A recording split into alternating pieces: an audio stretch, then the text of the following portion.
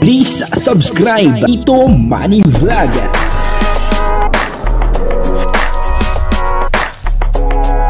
Payagan po si Tito Manny Vlog na mag-reactor para pambiling gamot sa kanya pong karamdaman. Wala man siyang records ng ng awayan.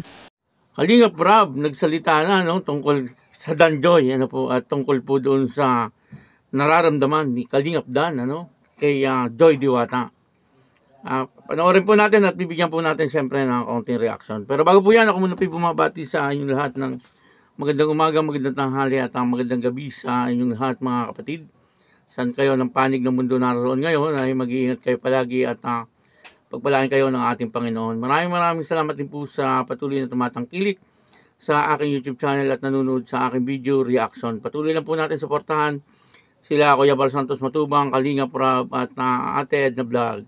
Kung nanonood po tayo ng kanilang mga video ay wag po natin skip yung ads upang sa ganun ay patuloy po tayo makatulong sa kanilang adhikain sa pagtulong sa ating kapwa na naghihikaw sa buhay. At ganun din po yung mga kasamahan ko po sa Karepa at yung mga Kalingap partner na charity vlogger At pakasama din po si Jebrad TV at si Sagap TV at si Rosbas Official.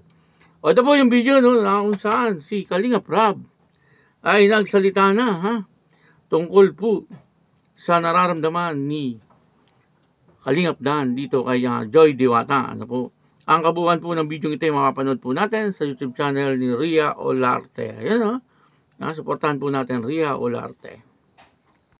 May nagtatanong kasi sa mga Danjoy, sa mga dalas sa mga live namin. So ito lang, 5 katanungan lang. Kailan ang photoshoot ng Danjoy? Photoshoot ng Danjoy. Kung pwede po kung kaya pa, baka sa linggo. Okay. Kasi Sila yung hindi ko pa na-vlog ayun. Palit-palitan lang kasi may rotation. Okay.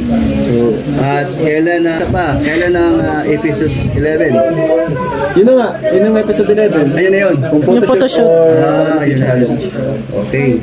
Kailan daw ang Boracay ng Danjoy? yun. Kasama ka dun Kasama ba ako doon? Ay, grabe. Hindi kay Joy kung kailan siya pwede kasi i-adjust natin sa kailan available si Joy. Mas maganda yung kung baka November bago birthday ni Papa. Kailan pwede si Joy? Yun. So meron akong tatanong sa'yo na related sa insan mo na si Kalingap Dan. Sige. At alam ko naman Ibubuking mo na. Yung kasama siya, Ibubuking. Ibubuking. So, depende sa'yo.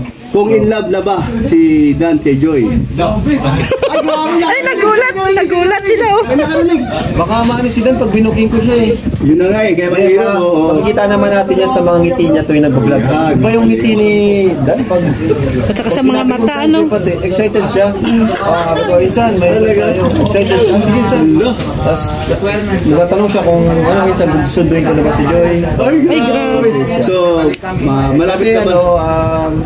gusto niya rin si Joy kasi napakabait ni Joy. Gusto niya si Joy talaga. Gusto niya Sabi nga niya, kung kung mangyari man hindi lang sa love team, okay lang daw sa kanya. Ay, grabe. Ay, grabe. Ang dami. Pero syempre, Excited. Ayan. Mga taga-Danjoy dyan. Ito na. Maganda ang sinabi niya. Mata naman po, di ba? Nakangiti palagi si... mapapansin naman Saka siya yung madagdag doon. Kaya nga, Dati tahimik siya kaya nga, malaki yung improvement ni Dan ngayon. Pero ang tanong, ready na ba si Kuya Brooks? Matagal lang ready yan.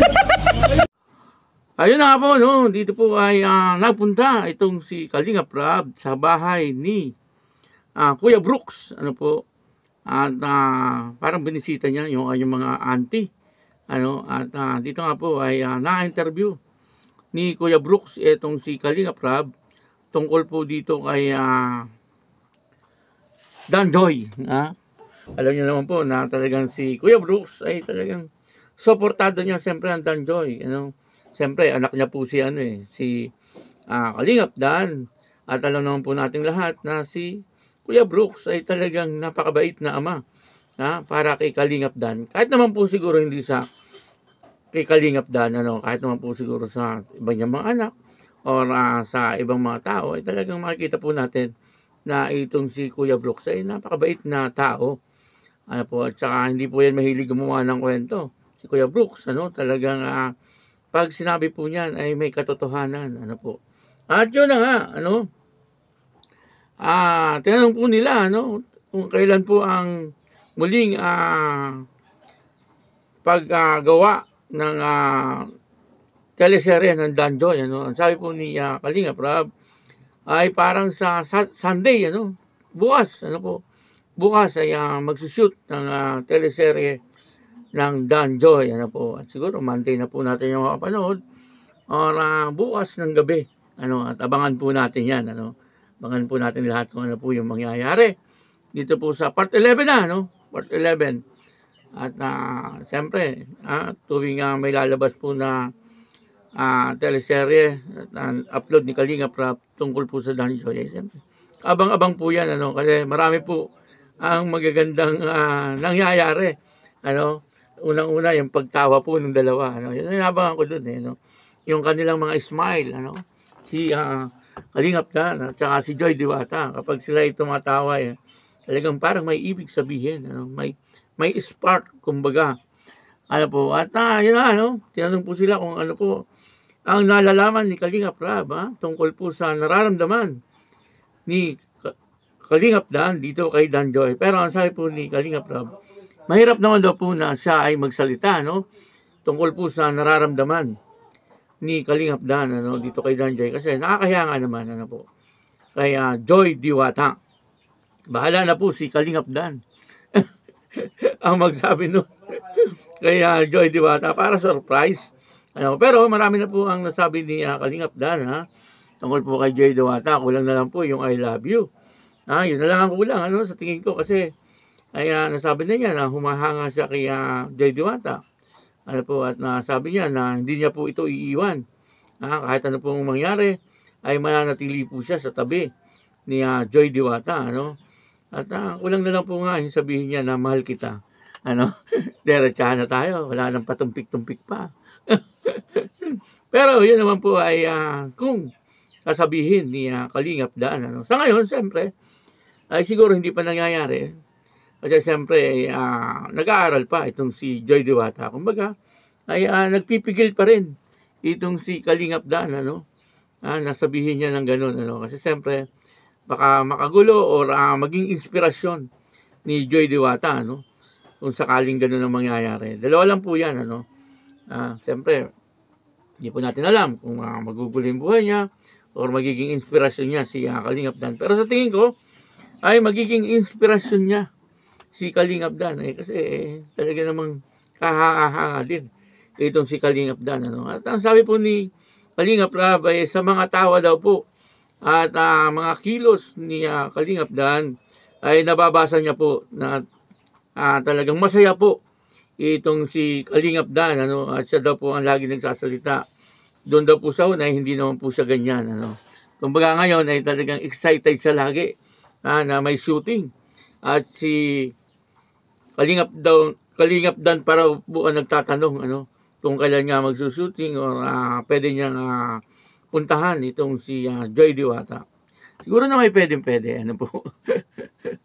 Kung pupuntahan lang at bibisitahin doon sa boarding house, ay pwede. Kaya lang, depende rin po yan kay Joy Diwata, ano, kasi siyempre nag-aaral po siya at maaaring ayaw din niya maistorbo, no, kung sakaling siya ay gumagawa ng kanyang mga activities tungkol po sa high school. Siyempre, ang first priority po ni Joy Diwata ay yung kanyang pag-aaral. Ano po, yung mga ligaw, gano'n, siguro second priority na lang niya. Kasi, siyempre, ang pangarap po niya ay talagang makatapos po sa pag-aaral. Pero, sana ay lagi rin siyang may time, ano, para kay Kalingap Dan, ano. Kasi, siyempre, napakabuting tao naman po ni Kalingap Dan, ano. At isa pa ay Kalingap Dan ay laging naandyan para sa kanya, ano po. Depende po yan kay Joy Diwata, no. At si Joy Diwata naman po ay mabait. Alam naman po natin lahat yan. At sigurado naman na lahat ng binibigay ni Kalingap Dan ay na-appreciate niya. Ano po. Kaya yan, ano, patuloy lang po natin suportahan.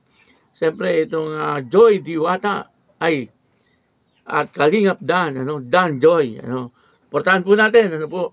At siyempre, si Kalingap Rab, ano po. Andun din si Rhea Olarte at si Kuya Brooks. Ano po, supportahan po natin. At si Kuya Bal Santos Matubang at Ed na Vlog. Ako po si Tito Manny Vlog na nagsasabing God bless you all. Diyos mabalos.